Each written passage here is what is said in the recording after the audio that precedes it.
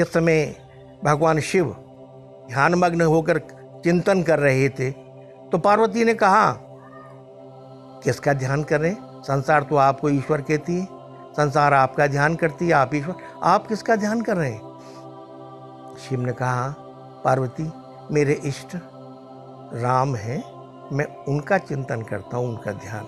अरे वही राम जो आजकल जंगल में सीता को खोजते हुए वृक्षों से, लताओं से, पशु पक्षियों से पूछते फिर रहे हैं, वो आपके इष्ट, वो राम? पार्वती मेरे इष्ट पर इस प्रकार का कथन मत करो, मेरे हृदय को दुख हो रहा है। तुम जाकर के परीक्षा लेकर देखो कि वो क्या है। ठीक है, कह करके पार्वती परीक्षा लेने के लिए चल दी। सोचा सीता को ढूंढ रहे हैं राम, तो सीता का ही रूप बना करके पार्वती सामने पहुंच गई। जब राम ने देखा तो मुस्कुराते हुए कहा,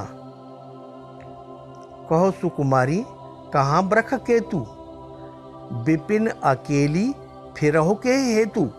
अरे सुकुमार शरीर है आपका, ब्रख केतु शिव कहाँ है?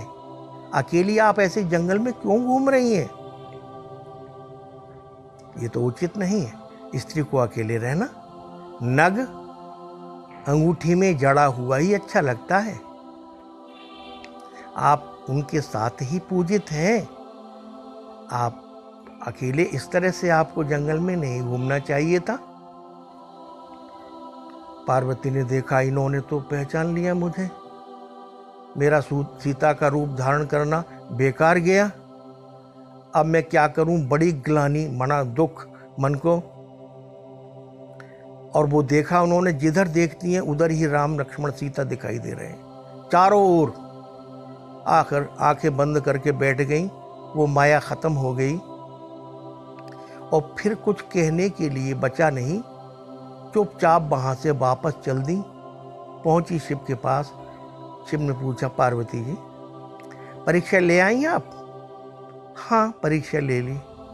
कैसे परीक्षा ली आपने? महाराज कुछ परीक्षा नहीं ली, कीन प्रणाम तुम्हारी ही नाई, कछु न परीक्षा ली न गुसाई। कोई परीक्षा नहीं ली स्वामी, आप जैसे प्रणाम करते हो ऐसे मैंने भी प्रणाम कर लिया।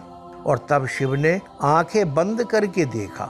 जो बातें खुली आंखों से दिखाई नहीं देती हैं वो बहुत कुछ बंद आंखों से दिखाई दे जाता है। योगी लोग, सिद्ध लोग उससे ही देखा करते हैं। और शिव ने आंख बंद करके देख लिया वो सारा दृश्य कि किस तरह से सीता बन करके पार्वती गई और कैसे क्या क्या राम ने कहा और किस तरह से ग्लानि हुई और किस तरह से ये वापस आई। फिर उन्होंने देखा कि अरे मेरे इष्ट का पत्नी बन करके ये, तो उन्होंने आसन अपने पास से उठा करके सामने डाल दिया और कहा, पार्वती आइए बैठिए, आपको कुछ सुनाते हैं।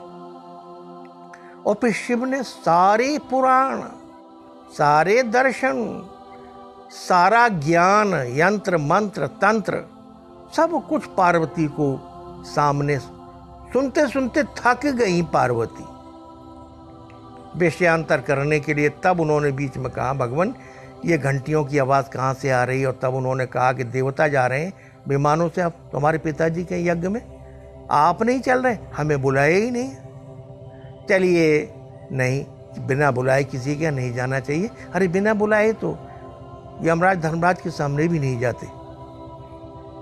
पार्वती मैं नहीं जा सकता। लेकिन पार्वती ने कहा मैं तो जाना चाहती हूँ। ठीक है तुम्हारी इच्छा है। और पार्वती शिव की इच्छा के बिना ही दक्ष के यहाँ यज्ञ में पहुँच गई, जहाँ पर उनकी बहनों ने, सखियों ने उनका बहुत उपहास उड़ाया, बहुत कुछ कहा, बहुत दुखी हुई, परेशान हुई। और फिर अंत में अंततो गत्वा, जब शिव का वहाँ भाग नहीं था, पूजा नहीं थी, तो इतनी दुखी हुई कि उन्होंने अपनी योग अग्नि के द्वारा अपने आप को भस्म कर लिया, समाप्त हो गई। शिव के गण गए हुए थे, उन्होंने यज्ञ सारा विध्वंस कर दिया और जाकर शिव से कहा, कुछ भी सही, शिव को पार्वती का के प्रति प्रेम, उनका विरह है जब उनको जागृत हुआ, दुखी हुए और वो बेहवल होकर के पहुँचे और जाकर के उन्होंने शव को उसको उठा लिया अपने हाथों पे, सती के शव को ले करके चल पड़े और तांडव नृत्य करना उन्होंने इस पहाड़ियों पर शुरू कर दिया, हिमालय पर। त्राहिमाम हो गए सारे देवता। ब्रह्मा जी ने कहा क्या होगा विष्णु से? विष्णु कहा कि भाई ये तो तब करते हैं जब प्रलय होती है, तांडव, क्या करा जाए, इसको तो रोकना चाहिए। और भगवान विष्णु ने अपने चक्र से उस शव के, सती के शव के टुकड़े टुकड़े कर दिए। वो टुकड़े जहाँ जहाँ गिरे हैं वो 51 पीठ देवी के बने हुए हैं। जहाँ जो टुकड़ा शरीर का गिरा वहाँ पर पीठ है, वहाँ लोग सिद्धियाँ प्राप्त करते हैं, मनोकामनाएं पूरी होती हैं, लोग वहाँ की यात्राएं करते हैं। हमारे सारे तीर्थ जो 51 तीर्थ, ये सब हमारी सब बातें कहाँ मिलती हैं? हमारे दर्शनों में, पुराणों में। इसका तो ज्ञान महाभारत पुराण की कथा और रामायण की कथा जब आप सब लोगों ने देखी ना टीवी पर, तब आपको कुछ आभास ज्ञान हुआ है।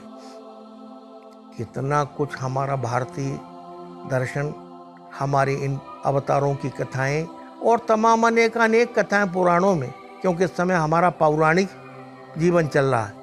पहले वेद का था, वैदिक, फिर उपनिषदीय आया, फिर आरण्य ग्रंथों का आया, और अब पौराणिक जीवन है।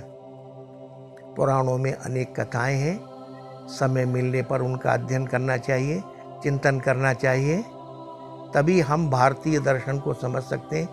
नमस्कार।